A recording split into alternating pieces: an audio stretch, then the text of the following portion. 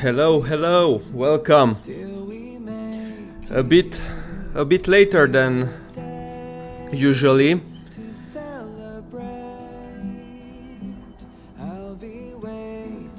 After taking in some feedback from you guys, many people said that they are unable to come and be here together with us live, since I stream at a pretty strange times, in a pretty strange time zone.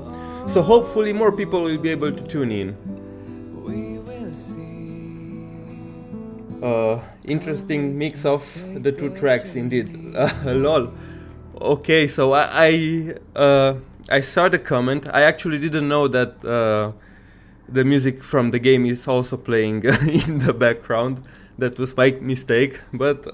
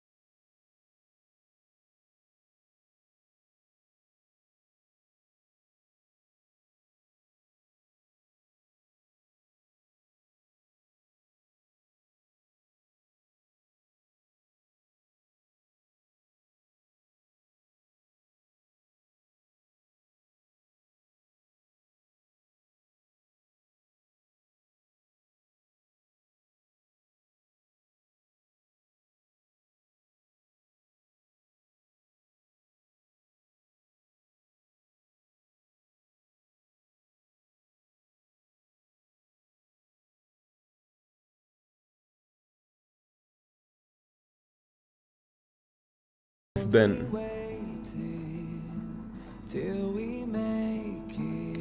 Hello, Tip.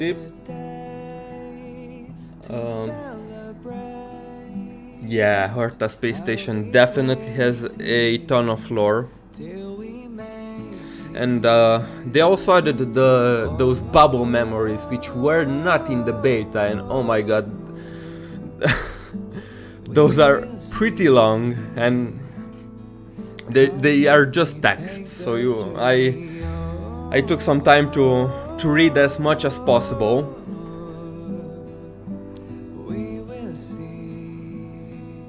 I can wait for Homu's take on Eon's Archons and Finality. Well, I pretty much already gave it, but I'll go over it again in today's video.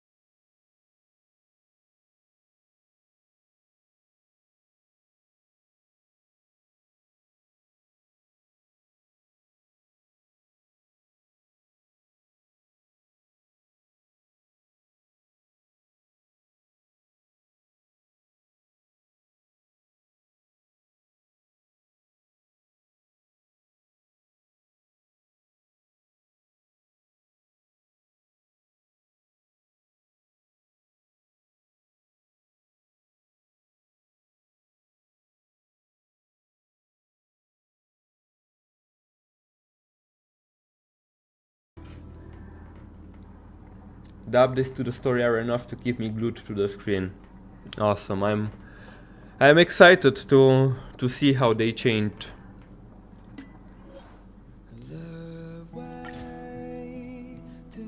Unforgiven, I'm a villain. By the way, guys, if you're on EU, feel free to add me. I don't know what's the limit on the friends limit on this game, but I'm nowhere near close to it anyway.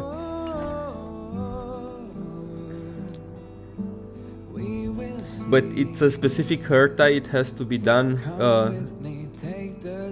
The one near the space violin. I've talked with the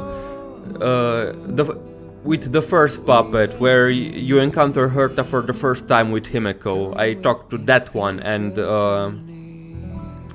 that's the one that basically started the quest for me.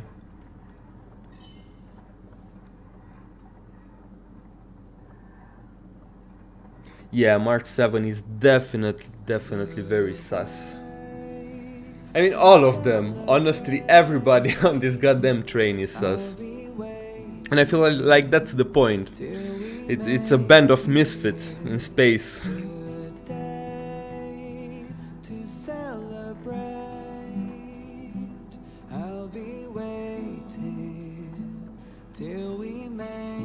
Star Rail starting at the space station reminds me very much of playing the Xenosaga games long ago. Nice. Not gonna lie, Himeko's satellite ultimate got me confused. If it was the fourth divine key, thank God it wasn't. Yeah, no.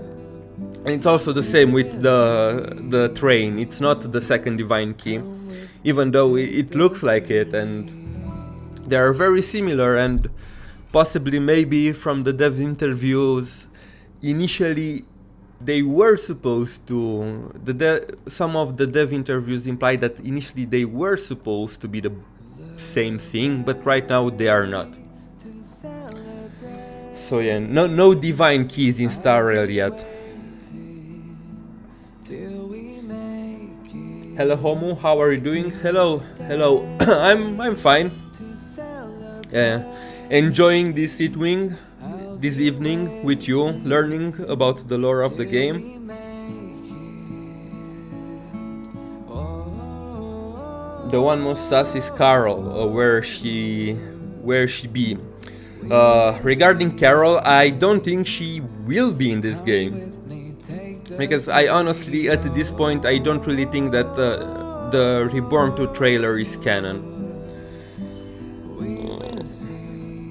Again, this is backed up by the recent interview that the producer of the series had, in which they said that they initially wanted Star Rail to start on Earth, on the Honkai Impact 3rd Earth.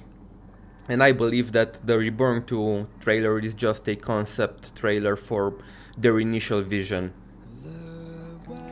So yeah, but maybe she will appear, but for now I don't think Carol will appear in Star Rail at all, because there are literally no hints about her. There are a lot about Void Archives though, and I'm sure that VA will appear at some point, because you know that you never have enough autos in one game. Homo, which one is your favorite Eon and why? I would say Ahadi Elation, just because they are so random and I don't know, they do very random things, and they're very different from a normal Eon. Just like Akivili. I remember reading an entry that they basically made a space worm their emanator and wanted to see if they can join the Genius Society. So they do random stuff that's funny for now, but I'm sure that maybe it will change after we learn more about the Eons. So Homo, how do you like the message system? You said you dislike such systems in these games, but from my experience with it so far, it seems to be okay and gives characters characters some added personality. Yeah, I really like the messaging system in this game because it serves more than just a messaging system for the sake of it. I recently played other gacha games that had similar systems like Eversoul and Higan Eruthyll, and in those games I hated it. It was just a chore that served absolutely no purpose. But I really liked how they implemented it in Star Rail. So yeah, I'm fine with the messaging system in this game.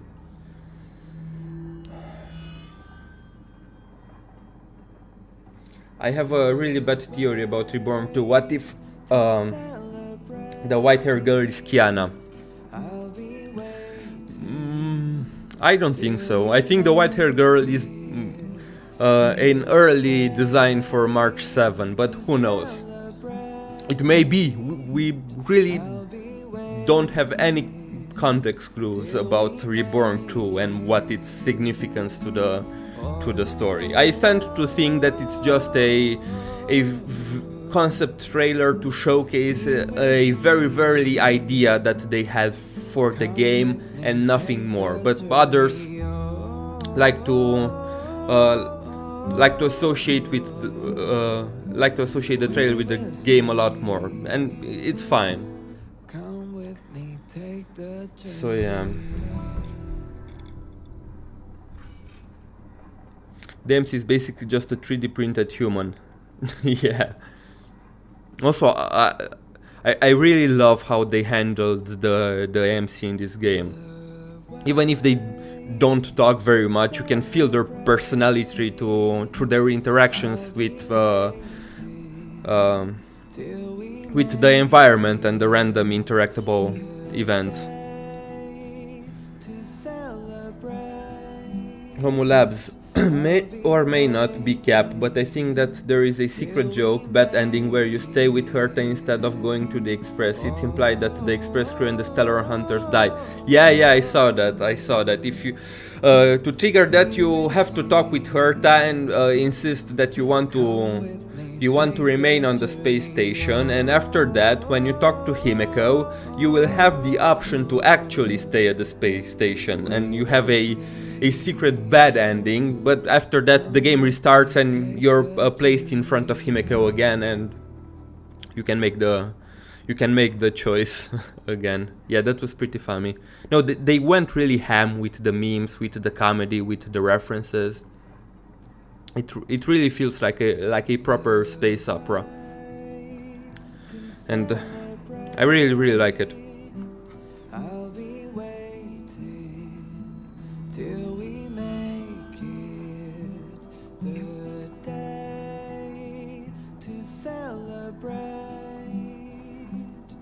I still think that the MC has a strong connection to the Stellar and Hunters. I mean, yeah, of course.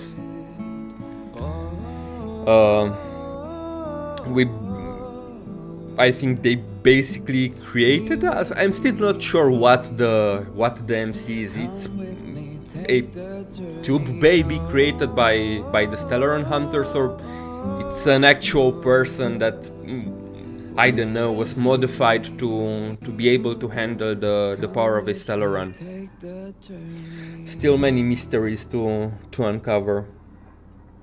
About the imaginary tree, I read that file already. It's take 4 hours to get it, I think.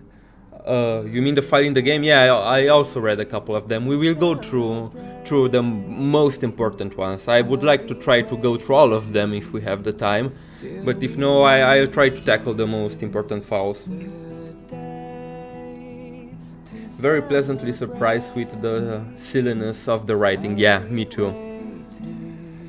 Might be a redundant connection, but this game's humor very much reminds me of the Undertale's writing. Yeah, I agree. Did you try drinking the coffee in the Herta station? Yes, I did.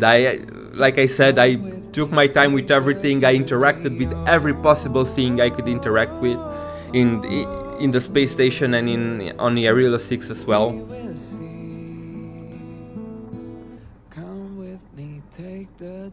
Kafka asked how much he remembers. Yeah, I know. So that implies that that they might be just another person who has a memory loss. Funness from Genshin or finality from Honkai can be eons from Star Rail. I can't talk on funness because I know very little about the subject, but finality, I don't think it's an Eon. I mean, well, it mentions that the cocoon is not an Eon in the game, but at the same time he also mentions that even a minion of an Eon, and he gives an overlord of the Antimatter Legion as an example, is capable of destroying entire galaxies. And this is just my tinfoil theory. I talk with multiple people about this, but I think that the Cocoon of Finality may be an emanator of Terminus, the Eon of Finality, and that would explain the connecting term finality, right? And how both share authority over time.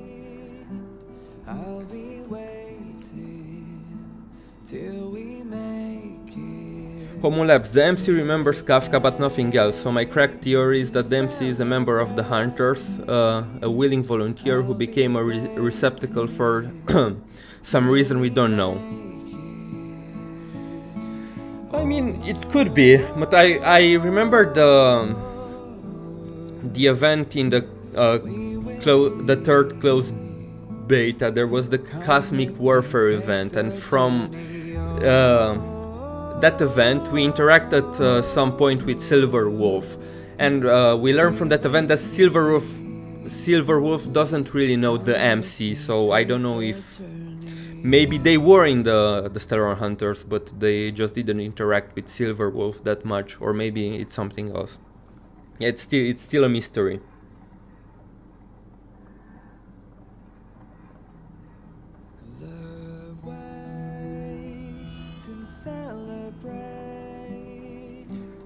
Yeah, so many books and documents, so many random conversations to listen, been playing so much and still seems to discover new stuff every time. Yeah, Dragon Slayer, I agree. I think I have about 15 to 20 hours in the game already, and like I said, I haven't reached Rivet Town. I've been so busy just with random events, doing random stuff, but I enjoyed every bit of it. Oh my god, so many people.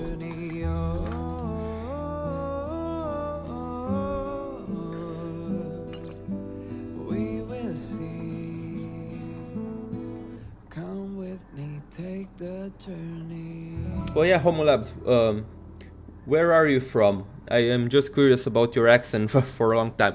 Okay, I am from Romania, Eastern Europe, from a beautiful province that you may have heard of called Transylvania.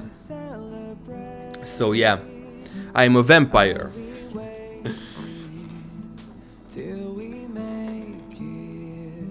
Are Herschers and Eons the same with different names? If not, which one is stronger?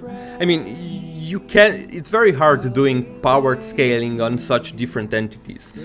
They are not the same. They function very similarly in the sense that they both Herschers and Eons are the embodiment of certain concepts, but they are different in nature.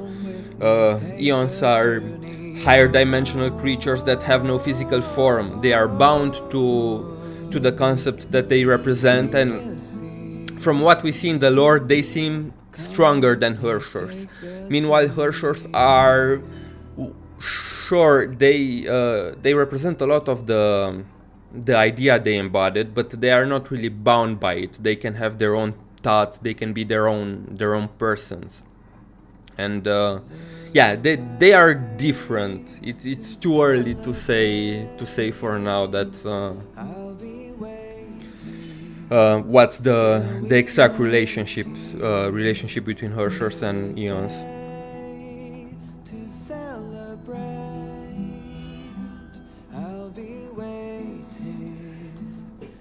Every time I see Himeko from Star Rail, I would just be hoping that Star Rail Himeko doesn't have the same fate as the last Himeko. I mean, I also hope that that we'll get to have her around a bit more than we got to have her in Honkai Impact. But imagine they kill her again for the main cast to grow. I mean, they would be absolute sadists for doing this, but imagine. And that's the funny part, because I can totally see a future where Hoyoverse would do that. Because Himeko died in every game, and I think in GGZ she died multiple times. In Honkai Impact 3rd she basically died once. So yeah.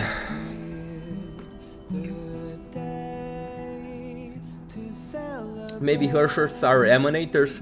Yeah, I think that if you want to do a comparison, Hershers would be much closer to Emanators than actual Eons. Have MiHoYo stop making new manga and manhwa? Yes, they, from my understanding, and I'm not 100% sure on this, so take it with a grain of salt, but from my understanding they basically disband the manga department in 2020, because their last manga was Alien Space for Honkai Impact 3rd, and they also got a manga out from Genshin Impact in 2020, and after that they stopped. And I don't know if there were some issues, or if they said that okay, we grew to a point where we don't need to rely on external media, we can tell our stories in our games now, and they decide to, from then moving forward, to keep the stories in the game, which honestly is for the best, because especially in Honkai Impact 3rd, going out and reading manga and other external sources like visual novels, it's a pain. So yeah, I think it's better this way. What if Himeko in Honkai Star Rail is the Himeko from Honkai Impact 3rd? I mean, I don't think so, especially after reading a bit of her lore. For sure they are not the same person. Now choose someone else other than Himeko this time? I mean, wealth? Imagine he doesn't get to go home to see Joey and Tesla. He dies on this adventure. And Doomsday Beasts, yeah, they are said to be planet destroyers in the game.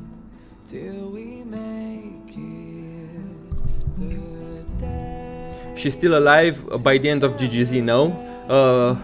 If you which part of GGZ are you referring to? Part 1? No. Part 2? I'm not sure.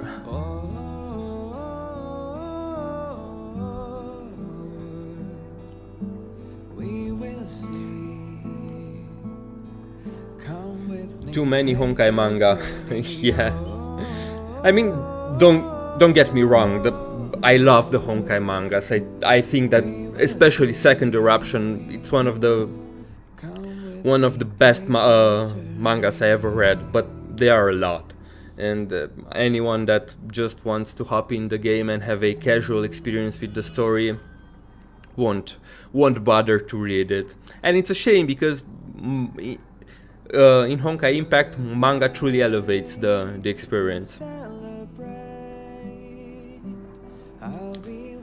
Did you get the secret ending of Star Rail? I didn't get it in my game, but I saw it on other people's game.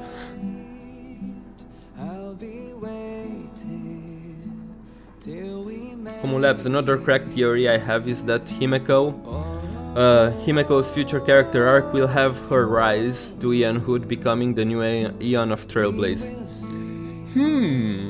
That's an interesting crackpot theory. But I'm still not sure what's the connection between Pom Pom and the Eon of Trailblaze, and if you can be another Eon of Trailblaze. They never explained if they function in the same way as Hershers. If I don't know, like you can have multiple Hershers of reasons if you pass the core. I don't think you can become another Eon in the same way as someone was in the past, even if they died. But who knows? I still think that maybe Akivili is not really dead, and he took the form of Pom Pom. Maybe his powers are depleted temporarily, or he was wounded and he took Pom Pom's form. That's a theory I had thought about last night after some strange lines of dialogue from Pom Pom. She's supposed to be alive in the final ending of GGZ. Okay, I wasn't sure, so I didn't want to say. Because I know that I read who was alive and who died in the end, but I can't remember from the back of my head.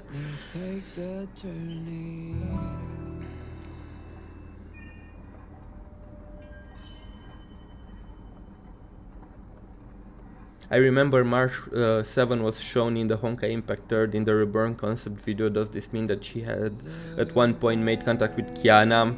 That's not really March 7. That's what I believe. It's an early design of March 7. And like I said, I don't think Reborn 2 is canon in any way. I think it's just a concept trailer to showcase a very, very early idea that they had for Honkai Star Rail.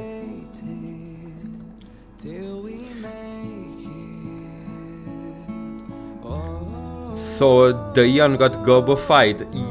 Yes, it may be something similar.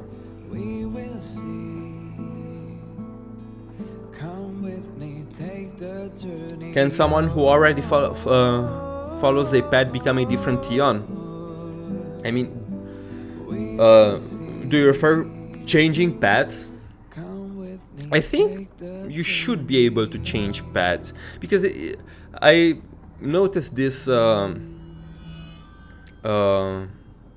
this with the gameplay, because in the game we see that, okay,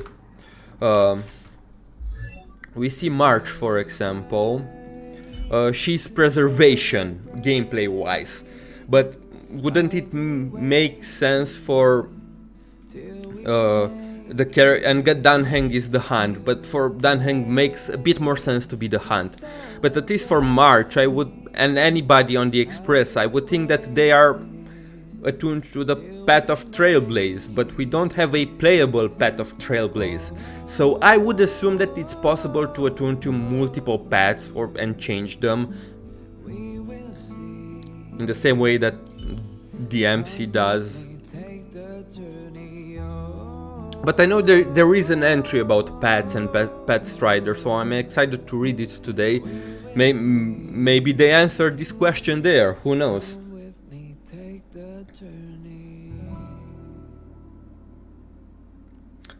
I still don't know nearly enough about the lore to contribute a lot, but I love to just listen and try to pick up stuff. I can I can relate to only at chapter 10 in Honkai Impact, but Trailblazer level 24. No worries, no worries. That's why we do this, to help people understand the lore and the connections easier.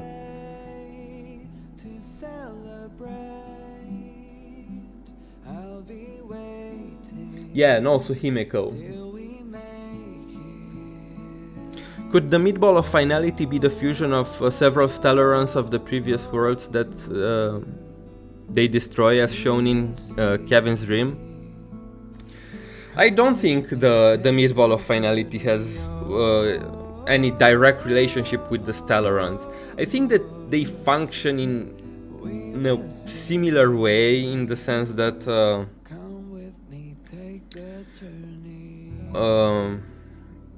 they both can manipulate imaginary energy to an extent, but I don't think they are the same.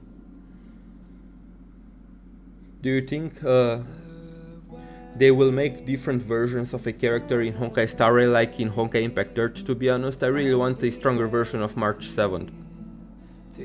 I mean, it's possible. I don't know if the same character, but I think they will do the same,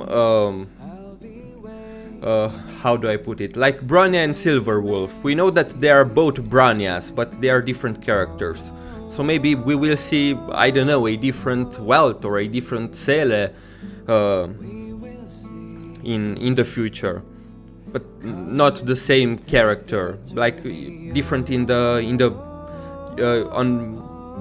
from another branch of the imaginary tree.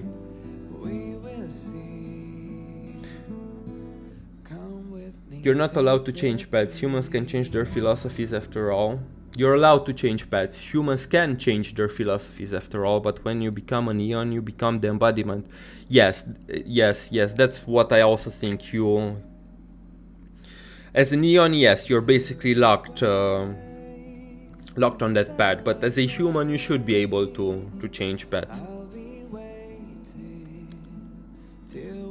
Do we have an actual direct answer to what the heck Honkai actually is? Not the complicated quantum physics answer. I feel like the closest we've ever gotten is the final boss of GGZ. If in the most simple way, Honkai is basically energy, imaginary energy manipulated by the cocoon of finality in Honkai Impact. And the cocoon of finality, the simplest explanation is an alien civilization that evolved to the point where they become one will, and now they seek other civilizations to embrace them. And regarding the Honkai in GGZ, it's complicated. Again, the cosmology of GGZ is very complicated on its own, and if you try to superpose it with Honkai Impact 3rd, it's a very big headache. But even if Honkai is called Honkai in GGZ and Honkai Impact 3rd, they are different in nature, from my understanding of how it was explained in GGZ in the last part of Reborn, and how it was explained in Honkai Impact 3rd. So even if they are both called Honkai, they do not come from the same power.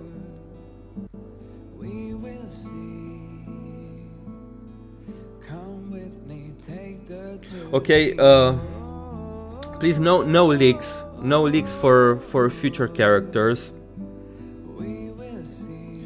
Or any kind of leaks for any game.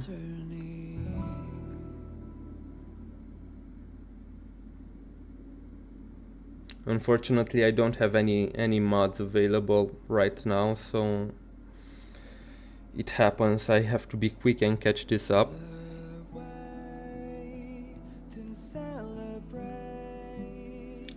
But alright, let's start and go through some of the archives, and we can continue the discussion as we progress through them.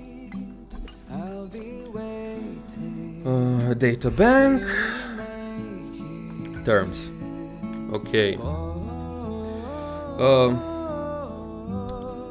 Should we get them in order or choose the most important ones? And I don't know if I will have time to read everything, so let's pick and choose. Okay, let's start with the imaginary tree theory. Oh boy, because here is a lot to talk about. Homo Labs, do you have a Discord server? No, I do not have. For the moment, I don't have time to manage a Discord server. If I will make one in the future, I will announce it on Twitter and on the community tab. I'll be waiting till we make it the day. Okay, so let's begin. The imaginary tree is a theory of the universe widely accepted by the modern scientific community. This theory describes the various worlds existing in different space-time as a tree-like structure. Every branch is a specific path along which worlds might exist, with every leaf being the marks these worlds have made along the parameter of time. So, like we know from Honkai Impact 3rd, from Ado's arc, the imaginary trees represented by time going forward and constantly branching out in different parallel worlds. The crown of the tree remains in a dynamic state as it absorbs the masterless imaginary energy from the space-time vasculature of the trunk. New shoots grow wither leaves fall, and endless births and deaths occur among the countless universes. Describing the universe's structure as a tree may be an attitude that views the imaginary tree as a life form. Okay, so here is a mistranslation. When they say here countless universes, what they say in Chinese is actually the infinite universe, because they use universes as a plural here, which we know that it's not true, because there is a single universe, the Honkai universe. The actual translation from Chinese here is the infinite universe. You can see this, I don't know, if you don't, I highly suggest, if you follow the Hoyo Stance on Twitter, they actually posted about this on their page. And they do a very, very good job at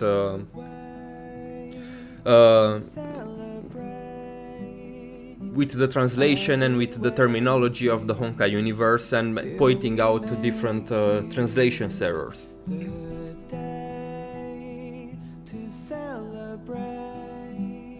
Is Honkai Impact content basically dead with Honkai Star Rail? Even looking for Impact, all results I get on YouTube are Honkai Star Rail. Well, this is how search engine works. I mean, you have to understand, Honkai Star Rail is a new game and it just launched, so of course everybody's playing it. Honkai Impact has been here for almost, I mean, a bit over 5 years on global, almost 7 years on the Chinese servers, so yeah. And of course, being a new game and Hoyoverse doing a ton of promotion and the honeymoon period, of course you will see a lot more Star Rail content. But like they said, Honkai Impact 30 is nowhere near ending. They even have this engine update in the future, and I'm very excited for part 2 and the new story arc. But you'll have to wait for the honeymoon phase for Star Rail to fade a bit off, for the people to go back to Honkai Impact 3. It's just singular in Chinese? Yes. In Chinese they said the infinite universe, not universes.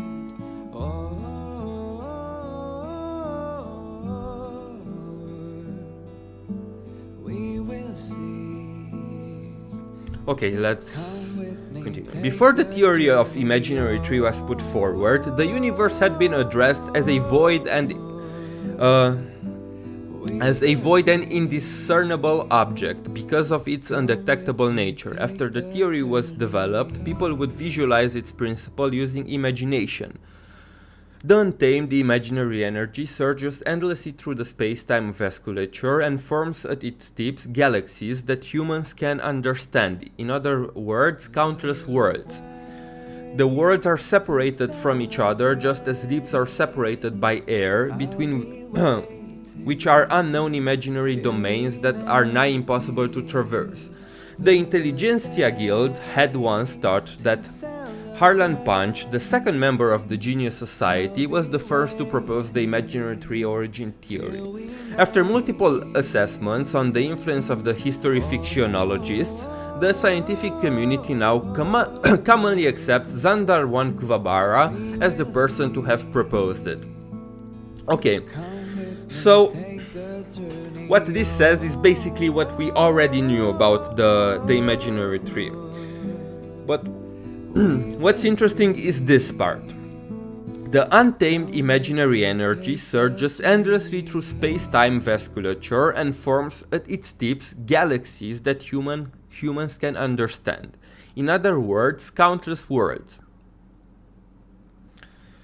So then, this is again very interesting because they use they also use in this game the word galaxy interchangeable with and this is something that they do in both the Chinese and the English localization. They use galaxy interchangeable with universe at some point, and they also use galaxies to refer to actual galaxies like they use in this context. So unfortunately, to differentiate between when they use it as universe and when they use it as actual galaxies, you have to use your own brain and make sense of the context clues. But this would imply that here they use galaxies as words also, so they interchange a lot of terms. So be wary of that, because a lot of the time you will have to use your own. You will have to use context clues and make your own interpretation of what they are supposed to mean. So would it be more accurate to replace countless universes with countless galaxies? The accurate translation is infinite universe, because this describes the imaginary tree. Because this describes how the words on the imaginary tree are born in the infinite universe, which is the Honkai verse. So yeah, if you want a 100% accurate translation, that's it. Infinite universe. Or the endless universe, yes. And again, a few days ago I posted a video about a beginner's guide to Honkai Star Rail's lore, and I talked about the Honkai universe and how it functions and how it's a single universe, it's not actually a multiverse. Now, I want to make some things clear, because there was a bit of debate in the comments, and I want to preface the fact that I realized that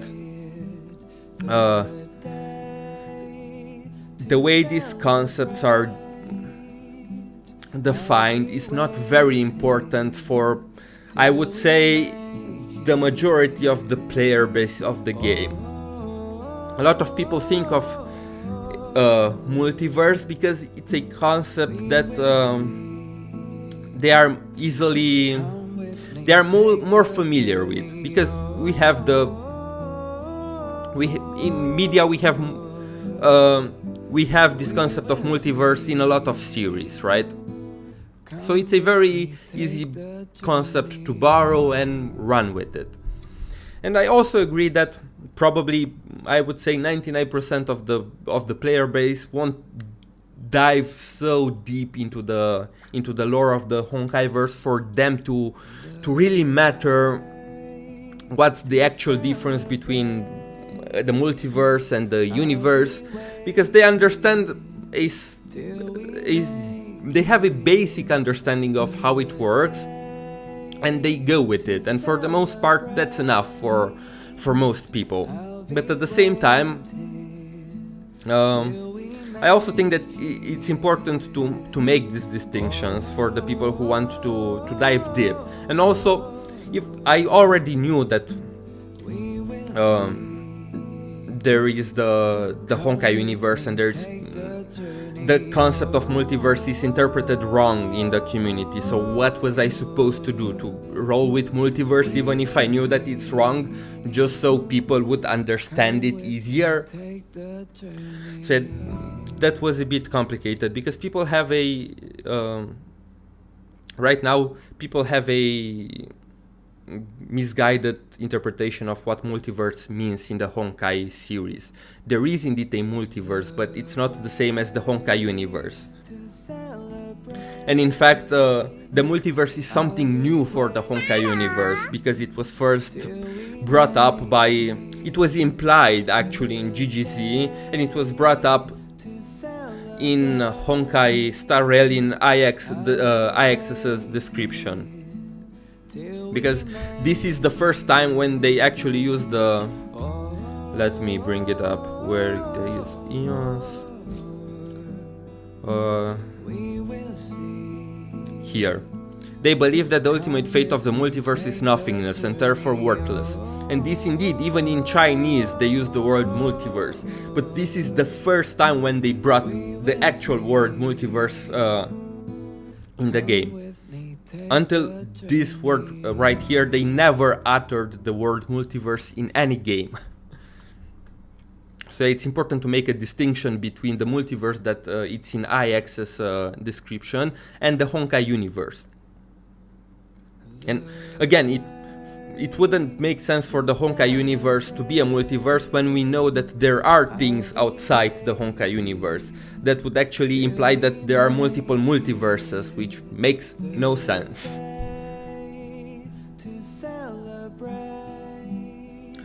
I don't get it. Are all worlds in the same universe, or the train cross the Sea of Quanta and we're going to other branches? Okay. The worlds are scattered around the Honkai universe. And the train has the ability to travel through imaginary space and go to multiple worlds through the Star Rail that was set in place by Akivili D on the Trailblaze. And the Honkai universe is composed by multiple worlds. But a misconception that a lot of people have is that the worlds in Honkai Star Rail are not a single universe, because people think that the worlds in Honkai Star Rail are in a universe, the world Honkai Impact 3 is in another universe, and Genshin is in another universe. That's false. All the worlds are in a single universe, and we know this because Welt actually talks about in a dialogue in Honkai Star Rail, talks about its home world and how it's just one of the many worlds that exist in the universe, but they cannot travel there because it's not on the route of the Express. So, because even the Express has a limited path. It can travel only on the Star Rail that was set in place by Akivili. It cannot travel to worlds that are not in the path of the Star Rail. So I hope this helps.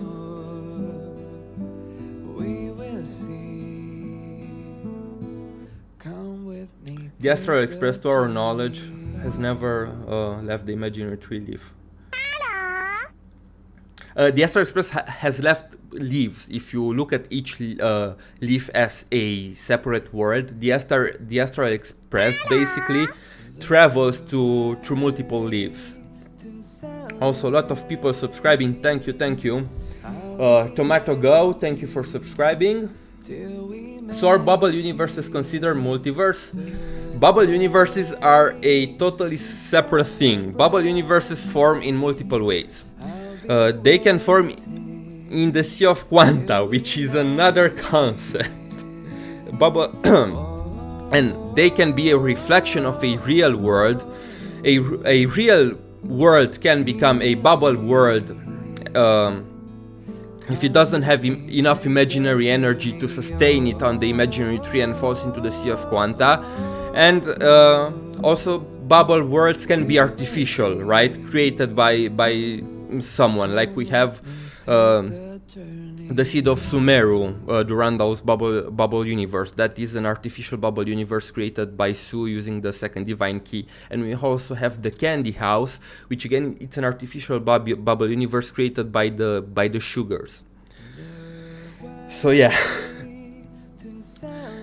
Basically, bubble universes exist in the Sea of Quanta, not on the imaginary tree. They are separate. They are not stable.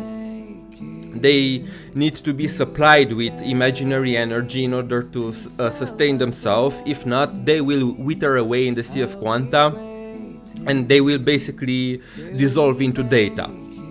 The regular worlds that are on the imaginary tree are not the same as the bubble universes from the Sea of Quanta. I know, it's very complicated.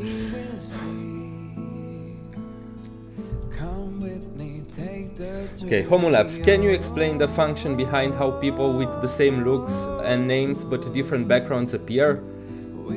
Like how we have different bronias and seles. Well,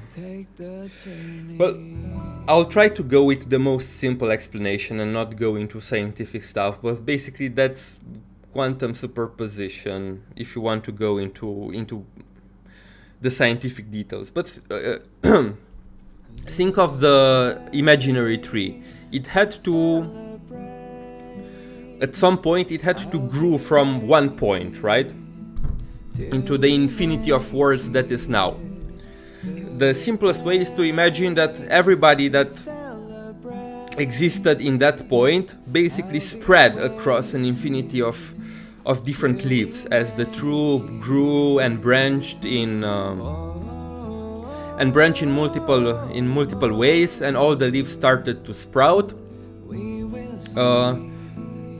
The people that once existed in a single point branched out, and because each universe has different initial conditions, like we see Yarilo 6 in Honkai Star Rail, for example, which had the eternal freeze and had a completely different history, like, for example, the world of Honkai Impact 3rd, which is very similar to our world in real life, where in that world Bronya ended up to be the next in line for becoming the Supreme Guardian of Belobog, while in this reality she, due to different initial conditions, she ended up being the Bronya that we know in Honkai Impact 3rd, if that makes sense. That's the best way to imagine. It's just time branching out in multiple worlds, and each world is a bit different than others, and further and further that you get on the imaginary tree, the difference between the words is bigger and bigger. So you will see the same characters, but in different scenarios with different personalities and sometimes even different looks.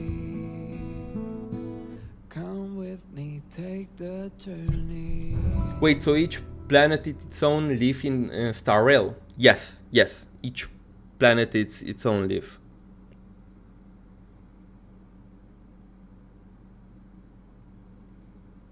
And I'm actually working on a couple videos right now, and I'm working on a video explaining the Honkai verse, when I really want to go into details and do a lot of graphical editing in that video to showcase how this works, because I know that just by words alone is very confusing. But let me see if I can... I did this in my last stream, but I will do it again. I want to bring out paint to showcase a little bit easier. So, and please excuse my paint skills, they are not the best. Let's imagine the imaginary tree, because I think that this is the best way to have a visualization. This is the imaginary tree, which branches in multiple worlds.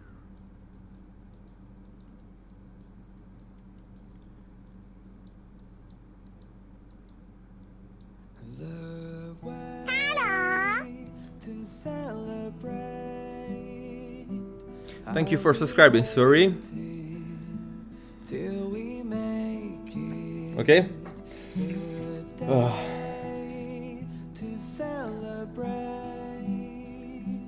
So, this is the imaginary tree.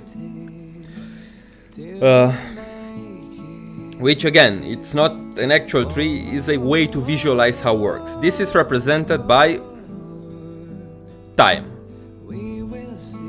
Right? This is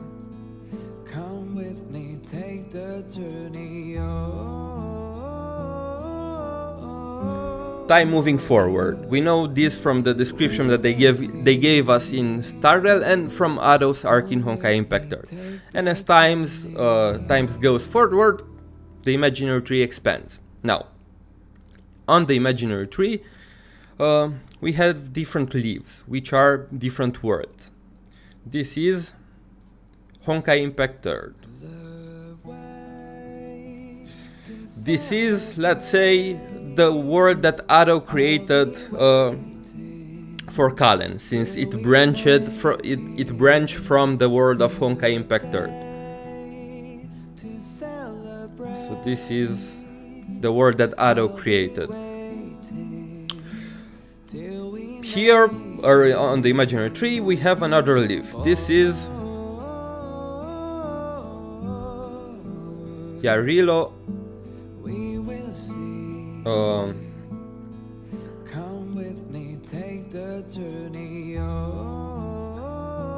Yarilo 6. I know that this is not how it's spelled, but You have to excuse my paint skills. I try to make it as fast as possible. Here we have another leaf, which is the Herta space station, and the blue, because that's the planet it orbits actually. Here we have another leaf, which is the world where the Shenzhou Luofu is anchored at the moment. Here, tucked in the corner, we have Genshin Impact somewhere. We believe, from what the developers said. Genshin should be around here, and here, maybe a bit closer to Honkai, we have maybe GGZ. Now, the Astral Express can travel between these worlds, but it cannot travel freely through these worlds. For example, we know from Welt's dialogue that they can go from Yarilo 6 to the Honkai Impact 3rd world, because there's no Star Rail there to facilitate the transport. They don't know exactly where the world of Honkai 3 is located, and that's why Welt can go home. But we know that it's a world in the entire it's one of the worlds, but they do not know where it is located. And the Star Rail basically connects all the worlds. Let's say this is the Star Rail for now. And the Astral Express can travel only to the worlds that are connected by the Star Rail. It cannot travel to the world of Genshin Impact, it cannot travel to the world of Honkai Impact 3rd for now, or the world of DGZ, because they are not connected by the Star Rail. But if, I don't know, maybe the next planet, the next world after Shenzhou Luofu will be here. If this world is connected by the Star Rail, it will be able to travel. And this is basically the Honkai universe. If we make a big bubble, this is the Honkai universe. Okay, so I hope that this visualization scheme makes a lot more sense.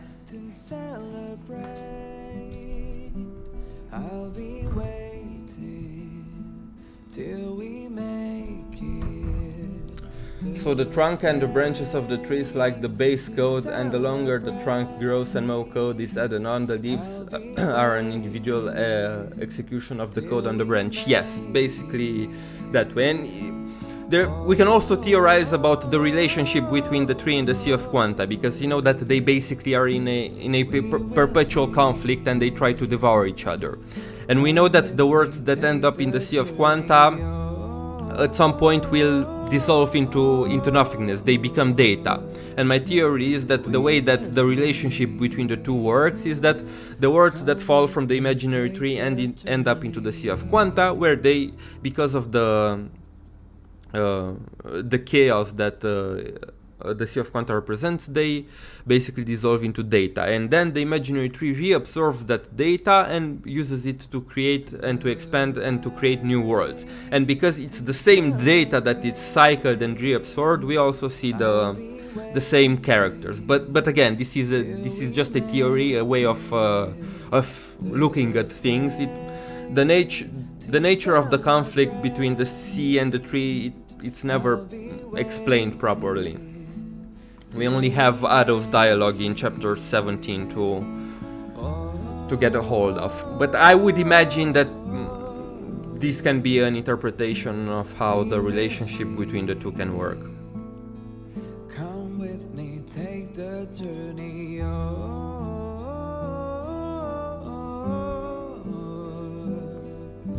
we will see.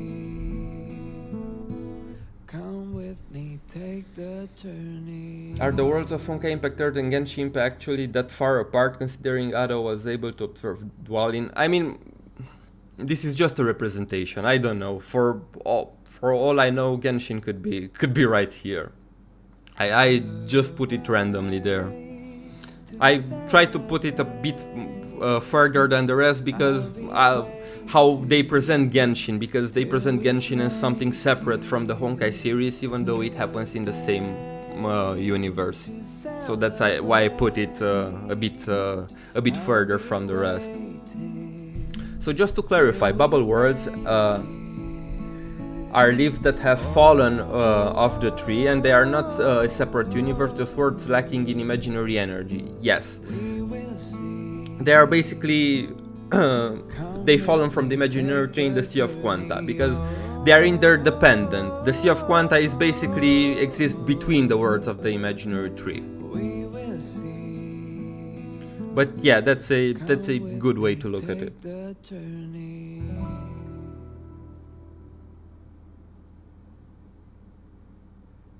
So Homo Labs, did you finish Shenzhou yet?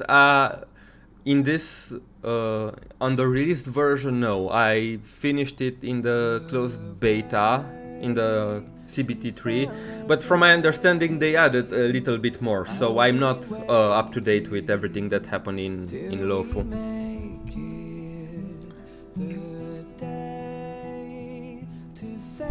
Why are the worlds in Honkai Star Rail not attacked by Honkai? Because Honkai, that to be attacked by Honkai, that would, by the same Honkai that we have in Honkai Impact 3rd, that will require the Cocoon of Finality to be there, but it's not. In fact, but they have imaginary energy, in the same way as the words in the world of Honkai Impact 3rd, because you know that in order, from the descriptions brought up in Star Rail, we know that the worlds need imaginary energy in order to survive. Initially, from the Durandal visual novel, we thought that the worlds need Honkai to survive, but that's just a way of looking at things, because Honkai in a way is imaginary energy.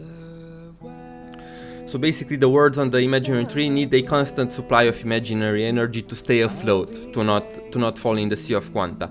And we see this in the worlds of Star Rail. We have Stellarons, we have Eons that are basically exerting their influence through their paths, so there's plenty of imaginary energy. Think of Honkai and imaginary energy as basically the same thing.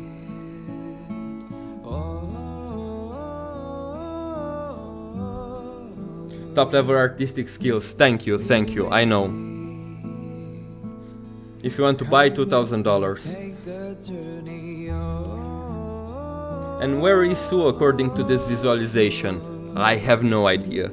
He ascended somewhere, maybe beyond the Honkai universe, maybe in a still on the imaginary tree, but in a higher dimension, and made contact with a higher entity, which can be an Eon, but who knows? I don't even want to open up that can of worms, because it will complicate things even further.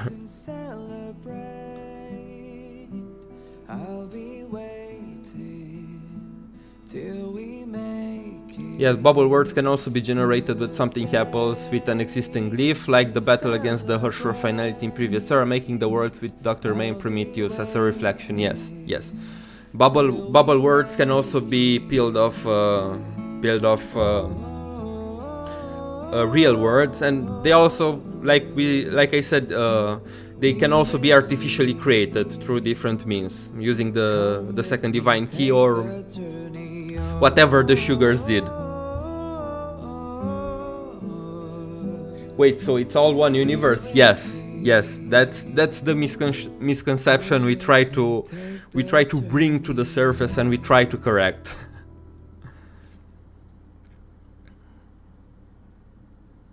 Because we know the concept of multiverse exists, but we have no information about it. Whatever the description of IX refers to is maybe this is a different universe. And whatever it's here, it's another universe. But the Honkai universe, where the Hoyoverse games take place, is just one universe.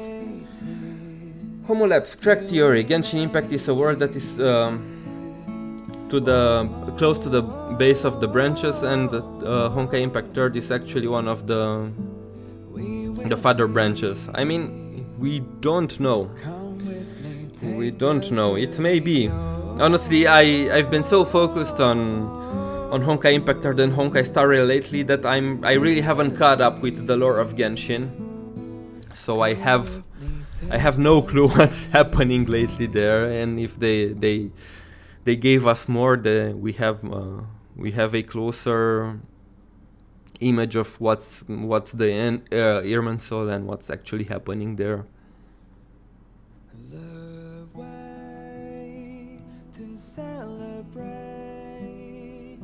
So does that mean that Grisio's spaceship have the same possibilities as the Astral Express? With Project Arc, we don't know. From what we know from the second key, it shouldn't be able to travel to another leaf. If nothing happened, it was just sent in space to find another habitable planet on the leaf of the Honkai Impact Third. Or maybe they didn't reveal a lot, and you have to understand that the manga is pretty old, so they always can bring it up with updated information, and we learned that it was actually supposed to travel to another world. So who knows? But second key implies that it's the same world, it's just another planet. But the second key also implies that they lost contact with it, and the only way for it to make sense is for the arc to something to happen to the arc, and maybe it ended up in another world.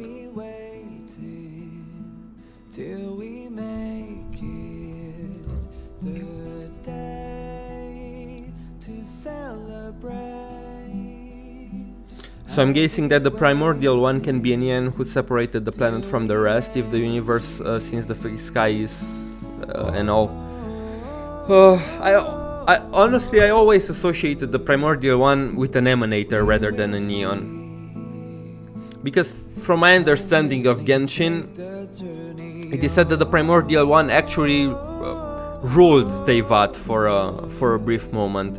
That means it had a physical form. We know that Eons don't really have a physical form, and they don't really care about mortals' affairs. We don't see Eons ruling, right? We don't see them interacting with mortals at such a level, besides Akivili, who was an exception.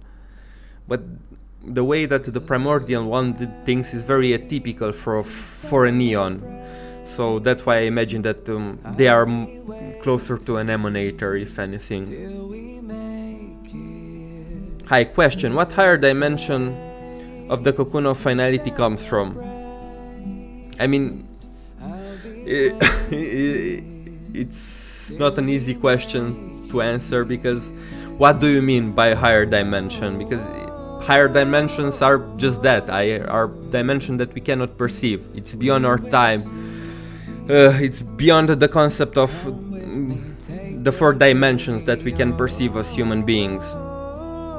But by the looks of it, the cocoon seems as at least an 8th or 9th dimensional beings, which are basically beings that are able to watch over the entire world, and they have the ability to travel, to be where to travel where they want to travel, and are basically omniscient and omnipotent.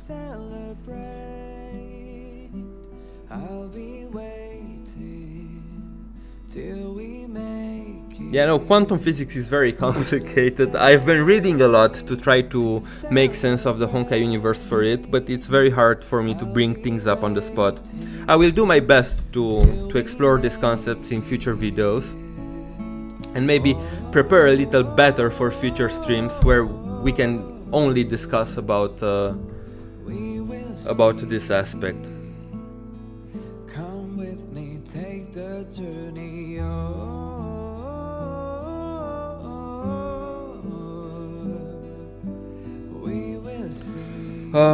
Okay, so I will leave it like this.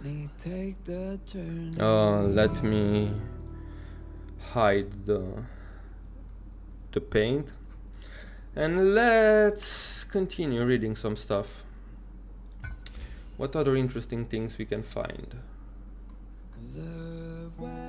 okay, let's read about Emanators, because again, these are very, very interesting beings that we don't really know much about.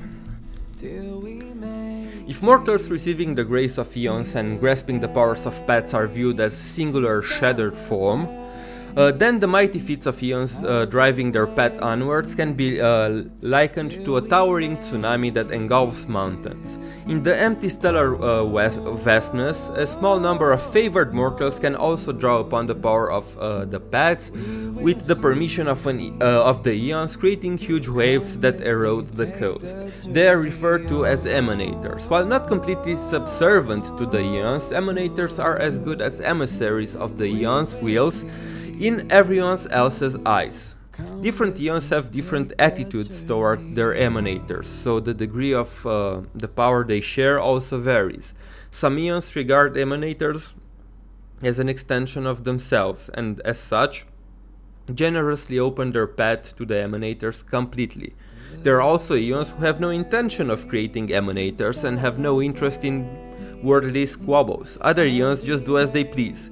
It is said that Aha, the elation, randomly gives mortals the power to their path and toys with humans according to their mood. Right, so this doesn't really give us too much information. We basically know that Emanators are path striders chosen by the eons themselves, who are granted power directly from the eons, and they are a lot more stronger than regular path striders. What's interesting here is the different attitude that eons have towards Emanator, with some opening the path completely to the Emanators and seeing them as basically their emissaries. Others eons don't have Emanators at all, and others like Aha, like I said, just do random things.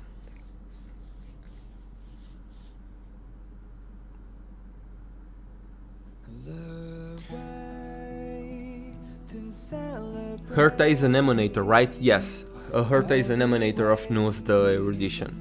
Homolabs, I'm wondering if you were able to directly ask the writers one question they have to answer about Honkai lore, what would you ask?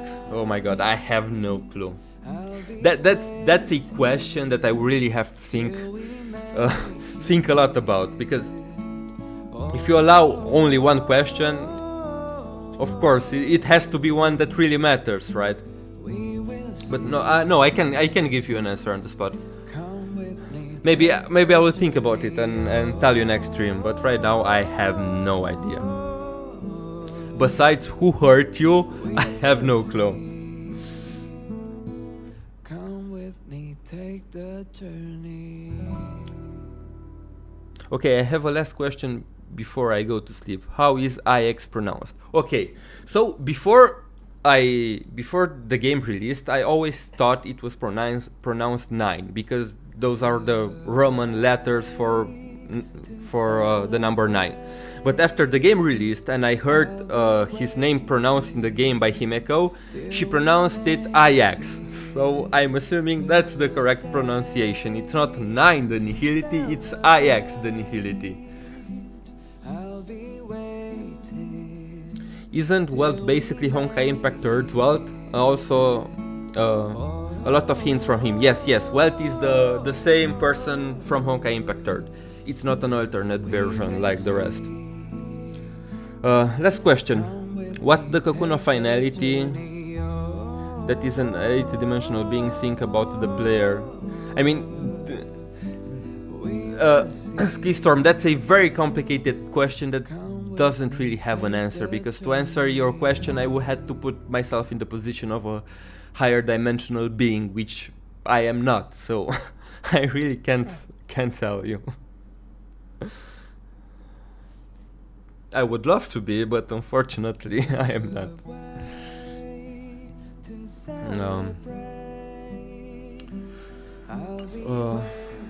Okay, no, let's go back. Okay, so let's see. Lord Ravager, okay. Because we know that Lord Ravager is an Emanator of Destruction. So let's see if we can learn more about them.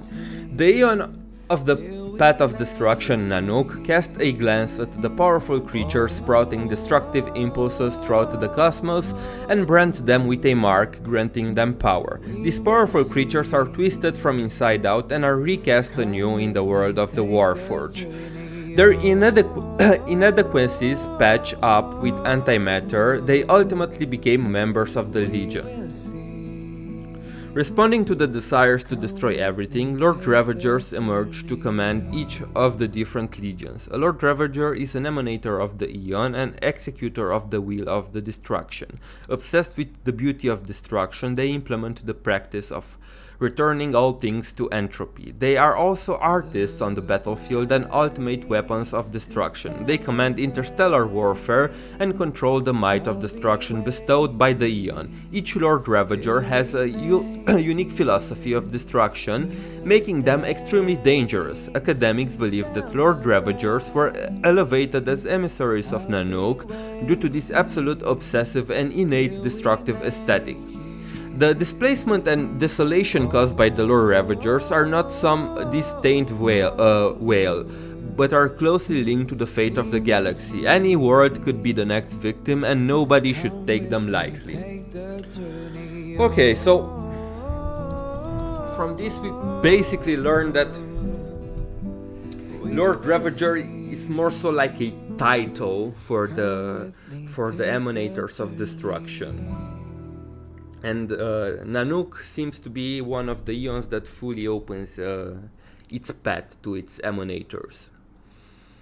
And it's very interesting because you look at Nanook and you think, oh, the Aeon of Destruction, you think of raw destruction, but if we were to give a better analogy, Nanook is more so linked to entropy. He represents the philosophy that all things in the universe will come to an end.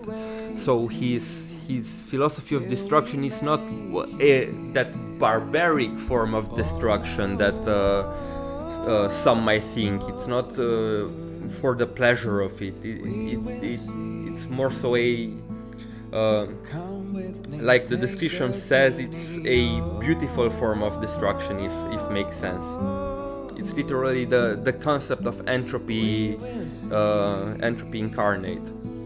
Come with me, take the journey.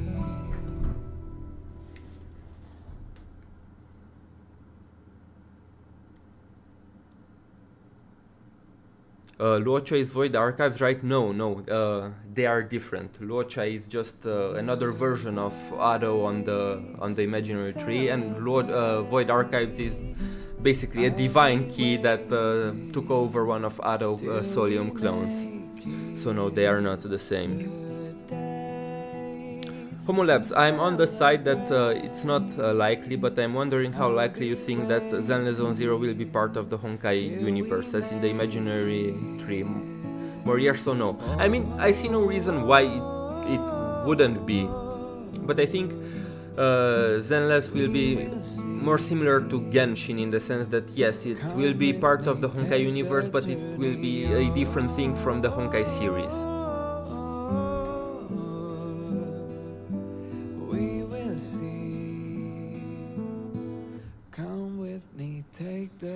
Okay, so let's go. Path Rider phenomenon.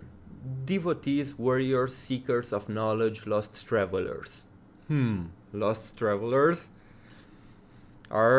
Is the traveler a Path Rider? I'm joking. I mean, who knows? There are always mortals who, intentionally or otherwise, set foot on the path ruled by eons. Those who do so came to be known as Path Striders that carry out the path's will. Path Striders live thousands of different lives. They can be seen everywhere yet stand out a cut above the rest. Different from regular people living in confusion and without a firm allegiance, Path Striders are driven by percepts of their own desires as they embark on a life of determination and hard work. The Eons usually ignore these mortals who walk upon their paths, but the infrequent glances they cast, be it approval or pity, are enough to be highly treasured by their followers. Uh, yeah, so Pet Striders, basically the Star Rail version of Vision Holders and Valkyries. Are basically pets are basically philosophical concepts. These are people that attune to a philosophical concept represented by a neon and are able to obtain powers that are normally beyond mortals.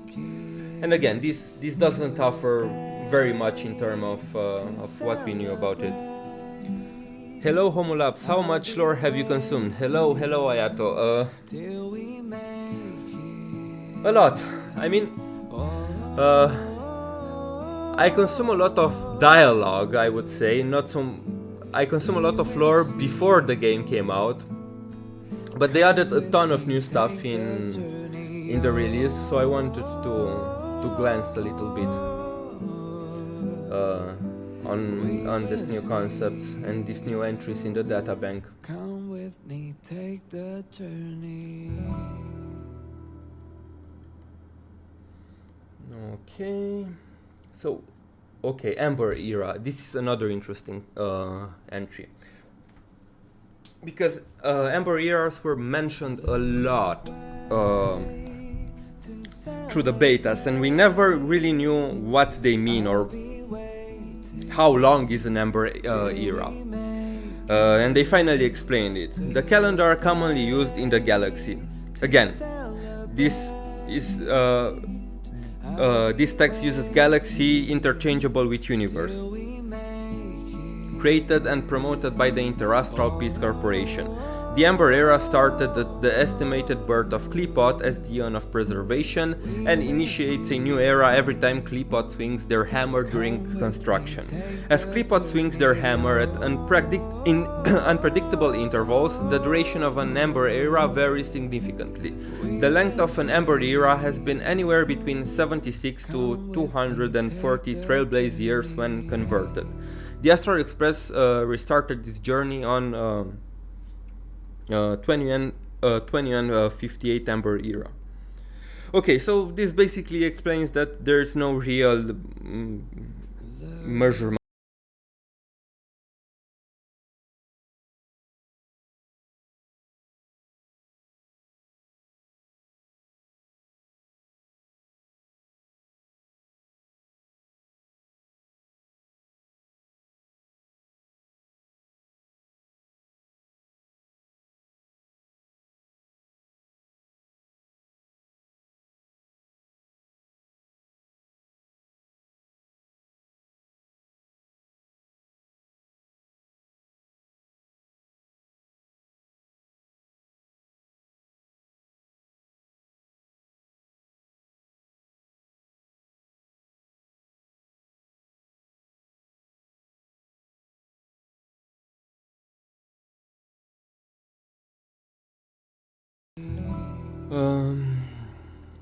Oh, they explained the Tributes calendar here. I didn't see it. Awesome.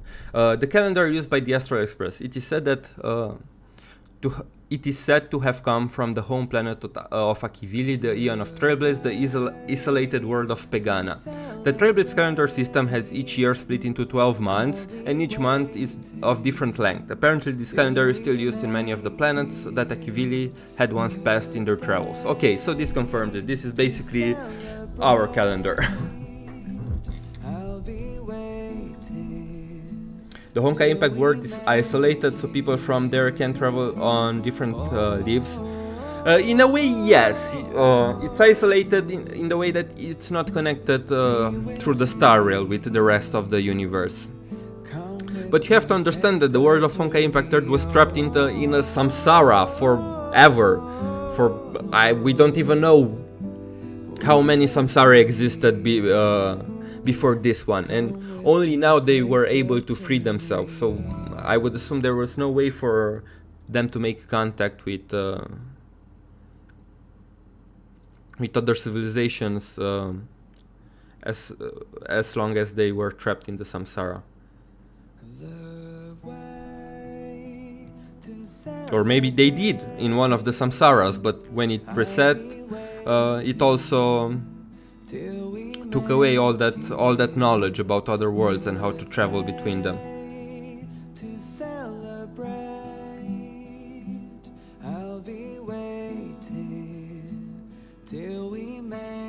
So basically we can't accurately measure time intervals like we can in Honkai Impact Third. I mean, between Ember eras, not really, because it's on the whim of Clipot, but they also use normal years in some, like, if I remember correctly, Bellabug I think uses normal years. So I think it depends on the world. Why no Eon noticed Honkai Impact Third world? I mean, who knows, maybe they noticed it, but they didn't care. Like I said, the Honkai Impact Third world was pretty busy with the Cocoon of Finality. Kaupas did enter Honkai Impact Third's world in the past era. Yes, that's true. That's true. So yeah, I would imagine that, like the case with Kaupas, there were contacts between Honkai Impact Third worlds and other worlds in the past, but as the Samsara kept resetting itself, that knowledge was lost, right?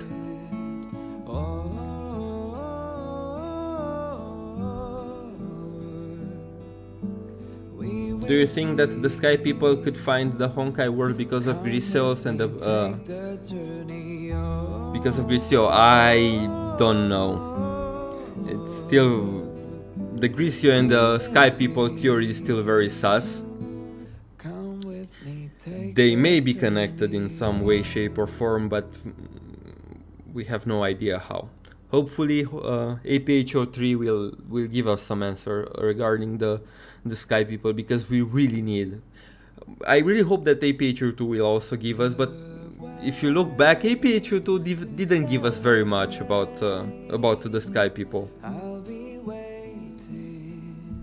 Till we make it the day to celebrate. Hoy really isn't making things easy for players. Yeah, you can tell me about it. I mean, like I said in the beginning, 99% of the players won't care about these things, to explore how the intricacies of the Honkai universe works and how each game works independently in this giant shared cosmos. This is something that only us, the players that are masochists or extremely passionate, are going to talk about. Okay, let's talk about interstellar travel phenomenon. This is again something interesting. In the ancient times, before Akivili the Trailblaze traversed the starry skies, people were already casting their eyes in the mighty galaxy above their heads. Armed with infinite curiosity towards the unknown, countless civilizations had started space exploration. However, their attempts had all failed. In the imaginary tree theory put forward by Xander One Kuvabara, the first member of the Genius Society, the universe is filled with the mysterious imaginary energy. Imaginary energy isolates galaxies from each other, and even light cannot pass through it. Therefore, human space exploration is often limited by the boundaries of individual worlds, unable to advance any further. Xander also posed a hypothesis that humans would be able to control the universe if we can control and manipulate imaginary energy. It was a romantic illusion for a long time, until it was brought into reality by the appearance of eons and emanators. Okay, so this is really interesting, because this again reiterates the concept of imaginary energy and the fact that basically it served the same role as what Honkai served in Honkai Impact Third, and that they are inherently the same. The only difference is that in Honkai Impact Third we had the Cocoon who had control over that imaginary energy. Thanks for subscribing. And this implies that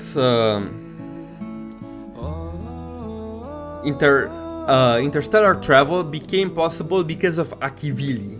They appeared and basically connected the worlds, which allowed other Akivili and the other Aeons, of course, which allowed mortals to traverse the boundaries of imaginary energy, because it says here very clearly that normally mortals could never pass through another world, because the worlds are separated by imaginary energy in this case, and you need to be an Aeon or an Emanator to do that freely, or to be attuned to the powers of the Aeon, like some factions do. And this also implies that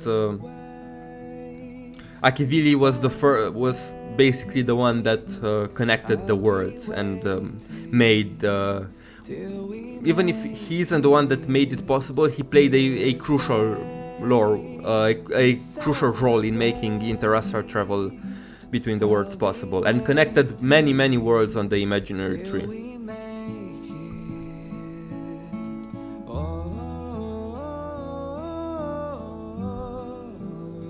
Hope we have more lore on Akivili. It's interesting that among all the Aeons, he, she, them walked among mortals unlike the other Aeons. Yes, that's very interesting.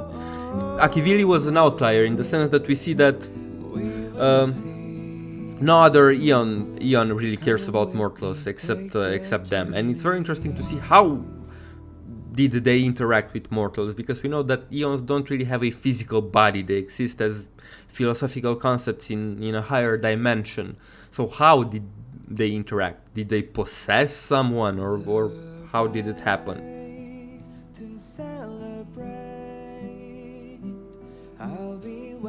Homolabs, correct me if I'm wrong, since I just started and I just checked up on Nanook's lore part 1. Okay, well,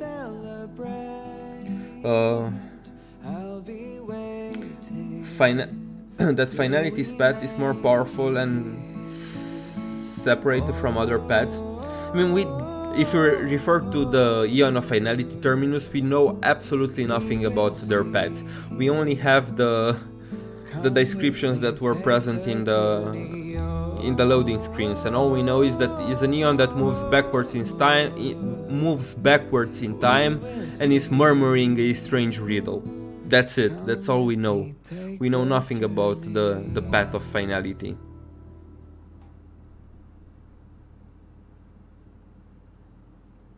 Ayato, we really know nothing about besides that.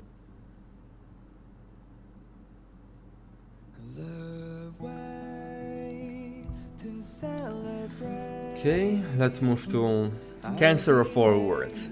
Ferocious factions had started to notice a phenomenon since a specific time. A vague, imperceptible matter was disturbing the flow of imaginary energy along the interstellar routes created by the Trailblaze. Like a mountain climber meeting a cliff or a long-distance ship encountering tsunamis and whirlpools, interstellar travel changed from being unobstructed to being dangerous and unpredictable.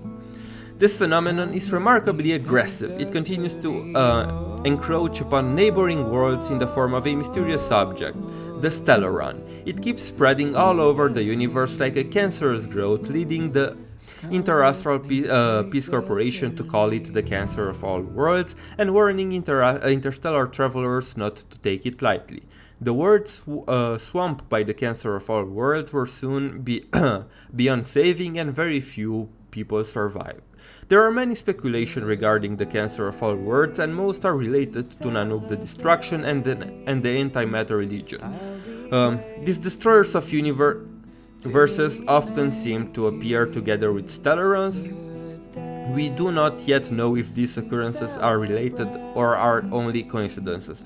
Okay, so this again is a mistranslation here. It's not plural. I mean, it's not universes here. I think it's worlds. I know that this was pointed by the guys at the Hoyo stance, and they mentioned that this again is a mistranslation. So just so you know. Basically, every time they mention universes as a plural, it's not correctly translated. But again, I get it, because probably the people that do the localization are not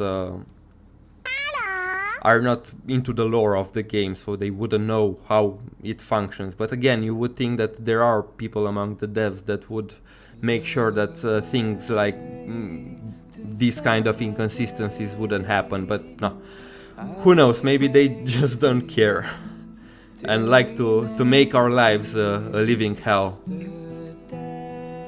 Thank you for subscribing, John Janda. Homolabs, could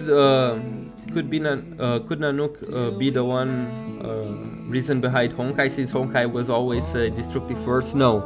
The reason behind Honkai, at least in the Honkai Impact third world, is the cocoon of finality. So it's not really a neon. And like I said in the beginning, I have this theory that the cocoon might be an emanator of Terminus. Might be, we do not know. Homolabs, I find it interesting how Destruction and Trailblazer are essentially polar opposites. It's entropy versus growth, which hindsight's the main theme of the game, I think. Yeah, I would say that Destruction and Abundance are maybe more so opposite, since Abundance tries to, or even Remembrance, who try to preserve memories, and Abundance that try to basically Aoshi be going left and right and granting people immortality for no reason, just because it can. But yeah, I think you can make a case for Trailblaze as well. It irks me that the English translations tend to do their own thing. I mean, yeah, me too, but like I said, I can see why, because probably the people that localize the games are not familiar in depth with the lore, or don't get me started on the lore of the whole Honkaiverse. And from my understanding, different teams do the localizations. So the people that do the localization for Honkai Impact 3rd are not the same that do the localization for Honkai Star Rail and Genshin.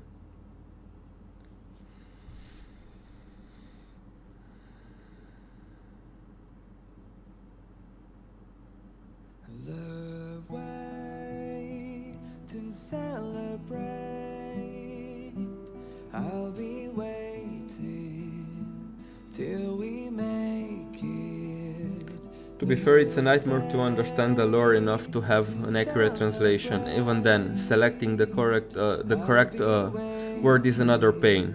Yeah. I mean, I'm not expecting them to be consistent, but this is why it's such a blessing to have Mr. Spaceman and all the people that work on Hoyostan on the terminology guide to point these things out, because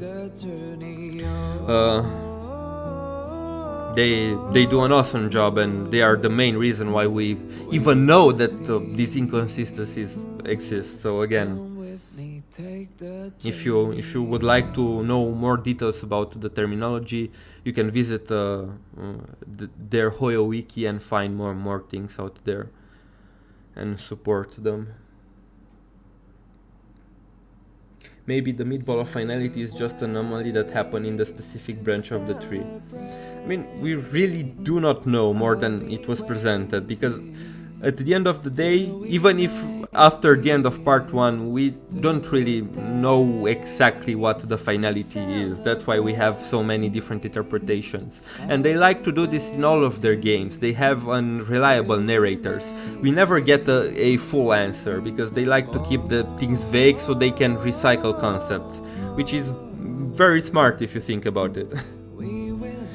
Because if they would give a very specific definition of a concept, that concept would be extremely restricted in the future. I don't know, maybe in 5 years they want to make Honkai Star Impact, Genshin, Zenless Zone 6th, and they want to reuse one of the older concepts.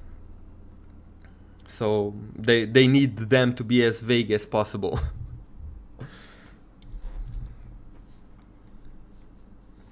Still waiting on the Honkai Star Rail wiki to be fully made, since the current one is barren. Yeah, I noticed that it's not a lot. Okay, let's move forward. Stellaron, sea entry for... yeah, we saw. Fragmento. Okay, as the cancer of all worlds spreads along the worlds, the corrosive phenomenon of fragmentum is also quietly expanding. The Intelligentsia Guild believes that there is a direct causative relationship between the two phenomena. They believe that the fragmentum is caused by the stellaron and converts the entities and space it touches into spatial fragmentum creations. These creations usually exist as a type of spatial corrosion. They seem to preserve the memories and habits of the original physical entities, but manifest significantly different outward behaviors and are often very hostile towards other beings. The scholars researching fragmentum warn that we should consider any being corroded by fragmentum to be a completely unrelated existence to its original form. Harboring any kind of delusion towards it could cause grave consequences. Apart from the corrosion, the fragmentum also records the ether information of the entities and spaces touched by the fragmentum. Such data is combined with the information inherited by the fragmentum and develop into a type of hybrid fragmentum creation. Countless relics, fragmentum monsters, and even mysteriously isolated paranormal spaces would spring up in every corner of the world, corroded by the cancer of all worlds. We are still investigating the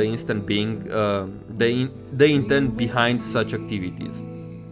Okay, so from the description that we have here of the fragmentum, instead of Stellaron making the connection between Honkai and Stellaron, I would like to say that it's more likely to make the connection between Honkai and Fragmentum and associate Stellarons with the Cocoon of Finality, if it makes sense, because basically fragmentums are basically a corrosive phenomenon. Basically they are corruption that stems from the Stellaron. They corrupt the space, they corrupt the living beings, just like we know that Honkai does. But fragmentums basically create, replicate the things that they are corrupting and create different versions of them that are very aggressive. They are corrupted, they are aggressive, they basically they are the fragmentum monsters.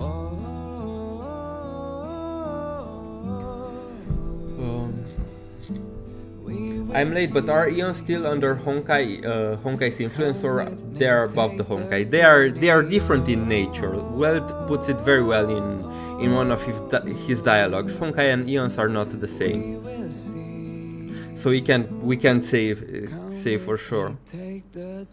But from what we know and from what we've seen, I believe that Eons are above the Cocoon of Finality, which is the main cause behind the Honkai in HI3.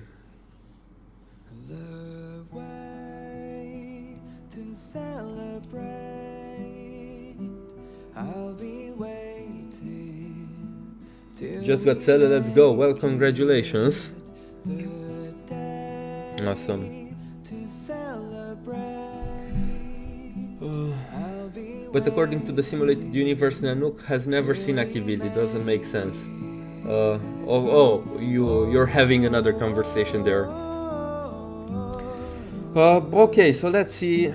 we will see From my perspective, these were the most important things. the journey So let's choose and pick some other stuff. Okay, Herta.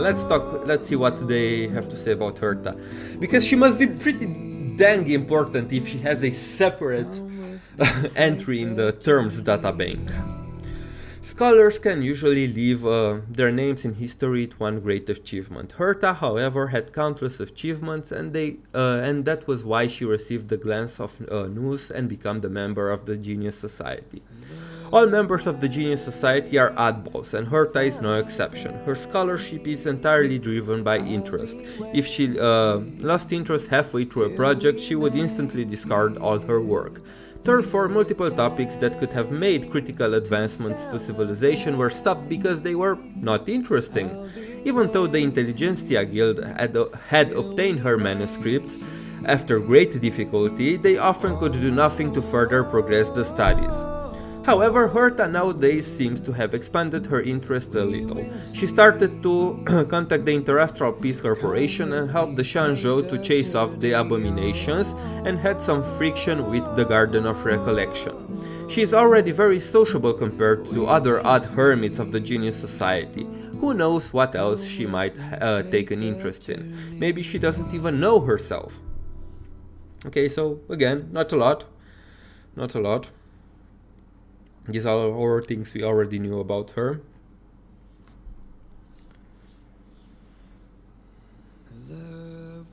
Forbidden knowledge, yes.